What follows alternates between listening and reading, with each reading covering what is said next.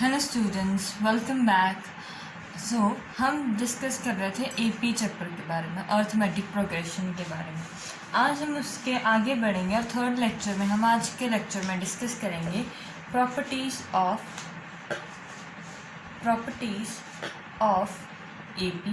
पहली बात हम ये डिस्कस करेंगे, उसके बाद हम करेंगे अर्थमेटिक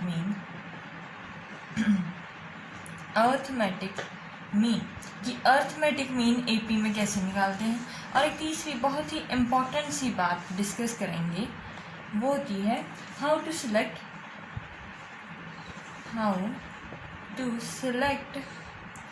टर्म्स इन एपी। आज का लेक्चर बहुत ही इंपॉर्टेंट होने वाला है क्योंकि हम इसमें 3 चीज़ें डिस्कस करेंगे। पहली बात प्रॉपर्टी, दूसरी अर्थमेटिक और तीसरी सबसे इम्पॉर्टेंट कि सिलेक्ट कैसे करते हैं, टर्म्स को कैसे सिलेक्ट करते हैं एपी में। सो चलिए स्टार्ट करते हैं। अब ये बात तो हमें पता ही है कि एपी क्या था, वो हम आज डिस्कस नहीं करेंगे। एपी एक जनरल एपी ले लेते हैं। एपी मान लो कि मैंने ले लिया है 2, 4, 6, 8, 10 अप टू सो ऑन। ये मैंने एपी ले ली। पहले इसकी प्रॉपर्टी, जो प्रॉपर्टी नंबर 1 है, वो कहती है कि अगर इस जो ये एपी है, गिवन एपी को इफ आई ऐड और subtract certain and same number from each term, the resulting sequence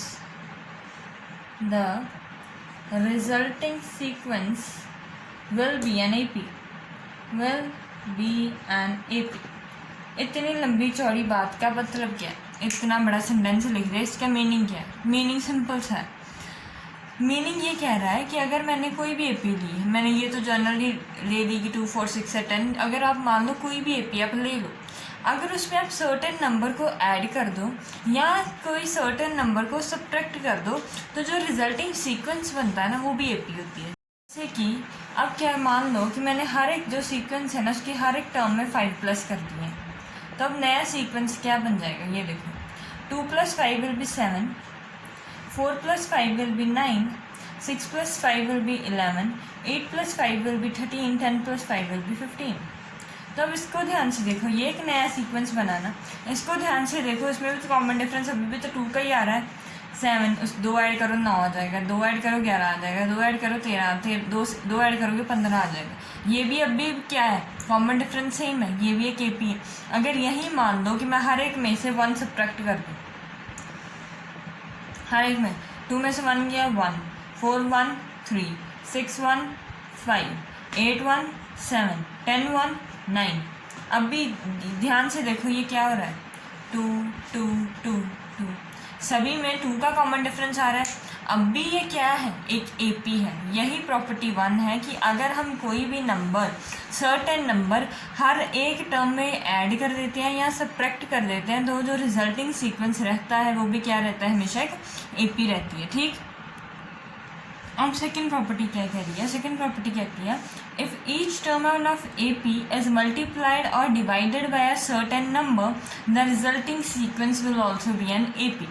वही सेम पिछले वाली बात, उसमें क्या था कि ऐड कर दो या सब्ट्रैक्ट कर दो। इसमें कह रहा है वो या मल्टीप्लाई कर दो या डिवाइड कर दो किसी सर्टेन नंबर को हर एक टर्म के साथ, तो जो रिजल्टिंग सीक्वेंस बनेगा वो भी क्या रहेगा, हमारे पास एपी रहेगा। अब क्या कह रहा है, जैसे मान लो मैंने ले लिया है 2 4 6 8 10, ये मान लो मैंने एपी ले लिया कंटिन्यू।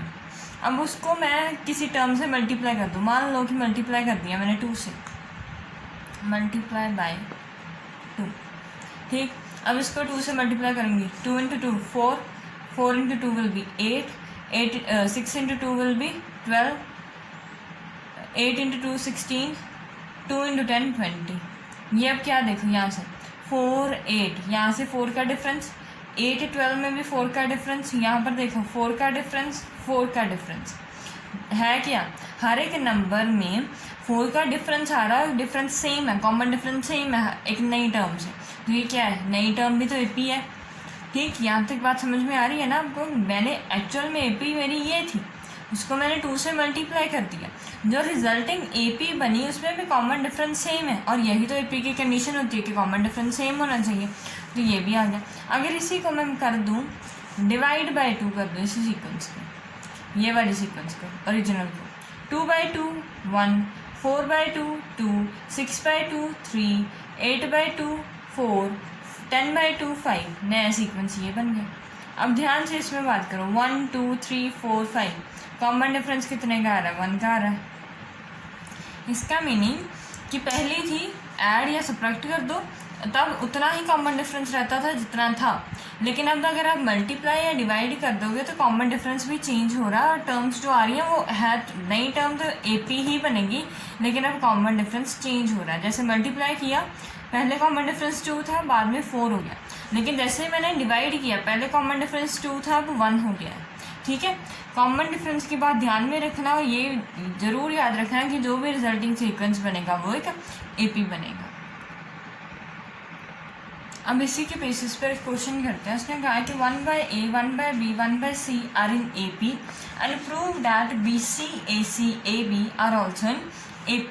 ये उसने दे दिया और ये प्रूव करना है हमें। उसने क्या दिया है, 1/A 1/B 1/C, ये तीनों किसमें है? AP में। अगर मान लो मैं ये टर्म है AP की जो है, इसको मैं मल्टीप्लाई कर दूँ,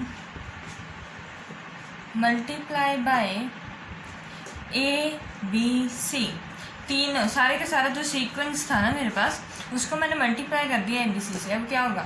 ABC/A, ABC/B, ABC/C, ये आ जाएगा क्योंकि इसको मल्टीप्लाई कर दिया मैंने ABC, multiply by ABC, multiplied by ABC। ठीक, ये आ गया। अब A से A कैंसिल, B से B कैंसिल, C से C कैंसिल। अब क्या बचा मेरे पास? BC AC and AB। ये भी क्या आया? New AP। यही तो हमने अभी प्रॉपर्टी डिस्कस की है कि अगर मान लो मेरे पास कोई AP है, उसको मैं सर्टेन नंबर से मल्टीप्लाई कर दूं तो जो नेक्स्ट सीक्वेंस बनता है वो भी मेरे पास AP रहती है। तो ये था, तो ये बन गया। ठीक है, समझ में आई बात? ये तो थी प्रॉपर्टीज़ की बात। अब आज के सेकंड टॉपिक पे आते हैं। सेकंड टॉपिक क्या है आज का हमारा? Arithmetic mean. कि अर्थमेटिक मीन कैसे निकालते हैं, अर्थमेटिक मीन होता क्या है। अगर मान लो मेरे पास नंबर है A, कैपिटल A, B, ये 3 नंबर हैं और तीनों के तीनों AP में हैं। ठीक, जैसे मान लो मेरे पास 2 4 6 मान लो, 3 5 7 मान लो, कोई भी AP मान लो, मेरे पास ये नंबर है ABC। अब इसका अर्थमेटिक मीन क्या होता है? जो ये सेंटर वाला नंबर है, मान पहले ये बात रखो, ये AP में है तो एक कंडीशन तो लगेगी कि ये वाला इसका जो डिफरेंस और इसका डिफरेंस सेम होगा। ये बात तो मैं मानूंगी क्योंकि कॉमन डिफरेंस सेम आता है ना। तो इसमें से ये माइनस कर दूँ मैं, A में से कैपिटल A में से स्मॉल a माइनस कर दिया, कॉमन D की वैल्यू आ जाएगी। और अगर B में से भी A माइनस कर दूँ तब भी कॉमन डिफरेंस की वैल्यू ही आएगी मेरे पास। ये बात तो कॉमन सेंस की है कि हमेशा आगे वाली में से पीछे वाली माइनस करते जाओ तो D की वैल्यू आएगी। इसमें से ये माइनस किया D आ गया, इसमें से ये वाला माइनस किया D आ गया। दोनों वैल्यू D की है तो क्या मैं इन्हें इक्वेट कर सकती हूँ क्योंकि दोनों वैल्यू है ही D की। अब A वाली टर्म को एक साइड पर ले जाओ, A plus A is equals to B A minus का इधर आकर क्या आ जाएगा? Plus A। यह आ गया 2A is equals to B plus A। 2 यहाँ से मल्टीप्लाई में है, उधर जाएगा तो ये डिवाइड में आ जाएगा। जब A है ना, capital A, this is the arithmetic mean of 2 numbers. Arithmetic mean. अब ध्यान से देखो कि अर्थमेटिक मीन क्या होता है। अर्थमेटिक मीन होता है अगर दो नंबर्स का अर्थमेटिक मीन वो वाला नंबर जो इनके एडिशन का हाफ हो जाए, वो होता है इसका अर्थमेटिक मीन। इसका फॉर्मूला याद रख लो, पेपर में क्वेश्चन डायरेक्ट आएगा कि ये मान लो ये 3 नंबर्स हैं, ये 2 नंबर है मेरे पास, इनका अर्थमेटिक मीन निकाल दो। ये पेपर डायरेक्ट क्वेश्चन आएगा पेपर में। तो कैसे करना है? दोनों नंबर्स को ऐड कर देना और बाय 2 कर देना है। ठीक है, उसने अब एक क्वेश्चन दे दिया है, insert 1 arithmetic mean between these 2 numbers. ये क्वेश्चन पेपर में भी आपको डायरेक्ट ही आएगा, 2 नंबर्स दे देगा और अर्थमेटिक मीन पूछ लेगा। अर्थमेटिक मीन का भी हमने फॉर्मूला क्या याद किया? Capital A is equals to A plus B by 2। दोनों नंबर्स को ऐड करो और बाई 2 कर दो, हाफ कर दो। पहला नंबर मेरे पास 3 है, दूसरा नंबर 13 है, बाई 2 कर दिया, ये आ गया 16/2, 16/2 इज़ 8। तो इसका मीनिंग कि अर्थमेटिक मीन क्या है मेरे पास 8। लेकिन अगर यही क्वेश्चन थोड़ा सा मॉडिफाइड होता, अभी इसने तो पूछा मेरे पास कि एक ही अर्थमेटिक मीन निकालो, लेकिन अगर वो पूछ लेता insert 3 arithmetic mean, 3 arithmetic mean between 3 and 13। अगर मान लो मेरे पास वो क्वेश्चन पेपर में कुछ ऐसा क्वेश्चन पूछ ले कि 3 अर्थमेटिक मीन इंसर्ट करो, पहला तो ये आएगा, ये 2 नंबर है, उन दोनों के बीच वाला जो नंबर है वो वाला ए हो जाएगा, कैपिटल ए, ये पहला अर्थमेटिक मीन आएगा। ठीक, अब जो दूसरे, एक तो निकल गया ना हमारा, 3 निकालने हमने, एक निकल गया, बाकी बचे 2 किस में से आएंगे, एक इसका और इसका अर्थमेटिक मीन आएगा, और दूसरा आएगा एक इसका और एक इसका अर्थमेटिक मीन आएगा। कैसे, मान लो मेरे पास 3 and 13 ही थे, 3 अर्थमेटिक मीन निकालने, सबसे पहले मैं इन दोनों को ऐड करूँगी और बाई 2 कर दूँगी, ये वाली वैल्यू आ जाएगी, ये वाली वैल्यू भी हमने निकाली, वो कितनी आई, 8 आ गई। ठीक, पहला अर्थमेटिक मीन 1 की वैल्यू आ गई मेरे पास 8, अर्थमेटिक मीन 2 की वैल्यू मेरे पास कैसे आएगी, 3 + 8/2, ये 2 नंबर्स लिए, इन दोनों को किया ऐड और कर दिया हाफ, 8 + 3 इज़ 11, 11/2। ठीक, अब तीसरा अर्थमेटिक मीन है जो वो यहाँ से आएगा, इन दोनों नंबर्स के बीच में से, 8 + 13/2, a + b/2, इसकी वैल्यू कितनी आ गई, 21/2। ठीक, 3 अर्थमेटिक मीन आपको ऐसे इंसर्ट करने हैं, पहला जो है उसको ऐसे लिख लोगे और दूसरा इन दोनों के बीच में से निकालते जाओगे आप। ठीक है, अब आगे बढ़ते हैं, आज का 3rd टॉपिक डिस्कस करते हैं, वो क्या है, how to select terms of an AP. Terms जो है एपी की वो कैसे सिलेक्ट करनी है, लेकिन एक केस में जब हमें क्या गिवन हो, sum of an AP, sum of an AP and product of an AP given है, product of an AP is given. जब ऐसे क्वेश्चन आपको आ जाए कि आपको सम ऑफ एन एपी मान लिया, sum of the terms of AP कुछ इतना दिया है and product of these term is given, तो आपको जो टर्म से सिलेक्ट करनी है एपी की, वो आप कैसे सिलेक्ट करोगे, वो आज का टॉपिक है, ये सबसे इम्पोर्टेंट है। एपी, जर्नल एपी क्या होती है, a + d, a + 2d, a + 3d up to so on, ये एक जर्नल होती है एपी। लेकिन मान लो ये फर्स्ट टर्म तो ये है, लेकिन इससे पीछे वाली टर्म कौन सी होगी, ये a है, ये + d है, तो इससे पीछे वाली क्या होगी, कॉमन डिफरेंस में माइनस आ जाएगा, a - d आ जाएगी। इससे भी पीछे वाली क्या आएगी, a - 2d आ जाएगी। ऐसे ही होगा, जैसे अगर ये d प्लस आगे में जा रहा है तो पीछे में क्या जाएगा, माइनस ही जाएगा। ये बात आपको समझ में आ रही है। लेकिन अगर मान लो कि मुझे दिया है sum of 3 terms of an AP, मुझे sum of 3 terms of an AP given है, तो मैं टर्म्स कौन कौन सी सिलेक्ट करूँगी, एक उसके आगे वाली, एक उसके पीछे वाली। क्यों, ये भी बताती हूँ। टर्म्स अगर 3 दी है ना, तो 3 का कौन सी लेनी है, a + d, a - d। ऐसा क्यों, क्योंकि जब भी आप इन्हें सम करोगे, a +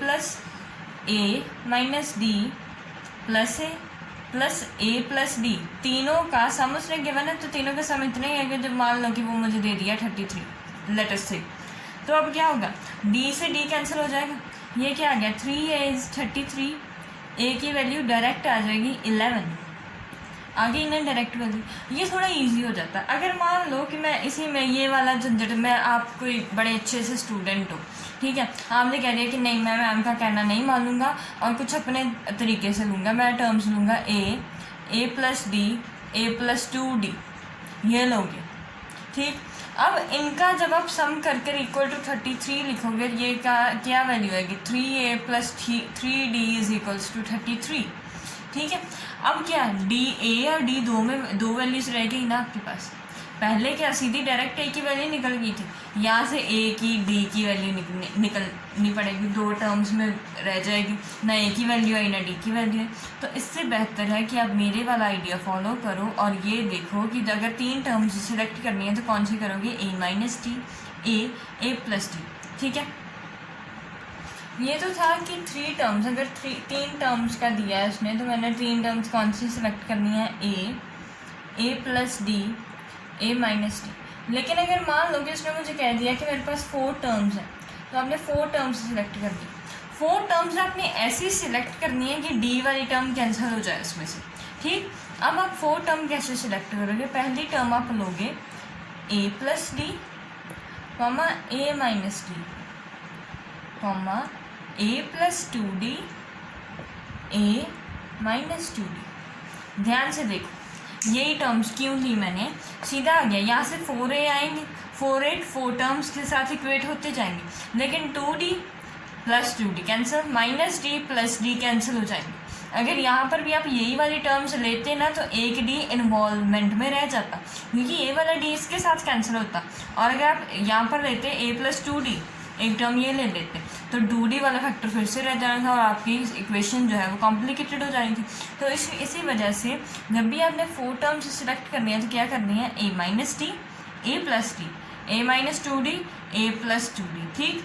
अब मान लो कि यहाँ से मैं देख लूँ कि अगर मैंने टर्म से सिलेक्ट करनी है 5, तो क्या करूँगी, ऑड के लिए ये वाला मेथड आएगा, ए सिलेक्ट करोगे आप पहले, ऑड के लिए अकेला ए करोगे, फिर ए प्लस डी, ए माइनस डी, यहाँ पर ए प्लस 2d, ए माइनस 2d, 5 टर्म आ गई, 1 2 3 4 5। यहाँ पर ही मैं कह देती कि मैं सिलेक्ट करो 6 टर्म्स, तो आप ये वाला फॉर्मूला यूज़ करते, ये वाला, इस ऐसे मेथड, अकेला ए आप यूज़ नहीं करोगे, ठीक है। अब यहाँ पर क्या करते हैं आप, ए माइनस डी, ए प्लस डी, ए प्लस 2d, ए माइनस 2d, ए प्लस 3d, ए माइनस 3d, ठीक। ये बात समझ में आई। ये बात आप अपनी कॉपी में नोट कर रख लो कि आपको टर्म्स कैसे सिलेक्ट करनी है, अगर 3 है, 4 है, 5 है, 6, ठीक। अब क्वेश्चन डिस्कस कर लेते हैं इसी पर। उसने कह दिया कि sum of 3 terms of an AP is 33 and product of their terms is this, find the numbers, ठीक। अब कितने नंबर दिए हैं उसने, 3 टर्म्स दिए हैं, तो फॉर्मूला याद करो कि अगर 3 टर्म्स दी थी तो हमने कौन सी 3 टर्म्स सेलेक्ट की थी, ए प्लस डी, ए माइनस डी, ये सिलेक्ट की थी। अब इसका उसने दे दिया मुझे सम, इसका सम उसने उतना ही दे दिया जितना हमने सपोज किया था, उसने दे दिया 33। डी से डी कैंसिल, ये आ गया 3a इज इक्वल्स टू 33, ए की वैल्यू आ गई मेरे पास 11। पहली टर्म तो सॉल्व होगी कि sum of terms is just. अब दूसरी चीज़ आई कि प्रोडक्ट ऑफ टर्म्स, प्रोडक्ट कैसे आएगा, प्रोडक्ट क्या होता है, multiplication, A plus D into A plus D is given 115, ठीक। इतना दिया। ये अगर ए को मैं इस साइड ले जाऊँ तो ए की वैल्यू यहाँ पर, ये क्या बचा, ए माइनस डी इंटू ए प्लस डी, ये क्या, ए माइनस बी प्लस ए प्लस ए माइनस बी, ए प्लस बी, यही लिखा है। तो इसका फॉर्मूला क्या होता है, ए स्क्वायर माइनस बी स्क्वायर, तो ये क्या आ जाएगा, ए स्क्वायर माइनस बी स्क्वायर, यही फॉर्मूला था हमने याद किया जो जूनियर क्लासेस में। तो ये आ गया 1155। अब ए की वैल्यू पुट कर दो यहाँ पर 11, यहाँ पर 11 का स्क्वायर माइनस डी स्क्वायर 1155। पहले ये 11 को इससे साथ डिवाइड कर लेते हैं, थोड़ी सी ये आ जाएगा, इसको इससे साथ डिवाइड किया और यहाँ पर इसको ओपन करोगे तो ये आ जाएगा 122 minus d square is equals 121 minus d square is equals to, इसको 11 से अगर आप डिवाइड करोगे 1155/11 तो ये वैल्यू आएगी आपके पास 105। ये आप कर देख लेना चाहें, minus d square is equals to 105, 121 minus 105 is equals to d का स्क्वायर है। स्क्वायर को रिमूव करने के लिए यहाँ पर क्या कर दूँगी, अंडर रूट, और इन दोनों को माइनस करके मेरे पास वैल्यू आ जाएगी 16, और 16 का रूट किया तो आ जाएगी वैल्यू मेरे पास +-4, ठीक। डी की वैल्यू आ गई +-4। अब आप क्या करोगे, डी की एक बार वैल्यू रख दोगे +4 और एक बार रख दोगे वैल्यू -4, और ए की वैल्यू हमें मालूम है, ए की वैल्यू 11 है, तो यहाँ से 3 नंबर निकल जाएंगे, यहाँ से भी 3 नंबर निकल जाएंगे। वो जल्दी से सॉल्व करो और बताओ कि तीनों नंबर्स क्या है, और कमेंट सेक्शन में जल्दी से लिख दो। ठीक है, ये था हमारा आज का पूरा टॉपिक। हमने आज के लेक्चर में 3 बातें डिस्कस की हैं। पहली बात ये की है प्रॉपर्टीज़, दूसरी अर्थमेटिक मीन और तीसरी सिलेक्शन ऑफ द टर्म्स। ठीक है, I hope you like the video, please subscribe my channel.